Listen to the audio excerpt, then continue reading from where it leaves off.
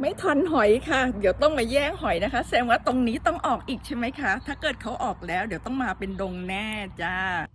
เห็ดออก2 ดอกนะจ๊ะ2 ดอกก็ขุดจ้าอุ๊ยโดนหอยกินหมดเลยหอยแถวนี้มันก็เยอะเนาะเนี่ยเดี๋ยวต้องกลับมาดูใหม่ขุดสิจ้ารออะไรนี่จ้าเห็ดปวกจ้านี่คือหลักฐานนะจ๊ะโอ้โหหอยทากเต็มเลย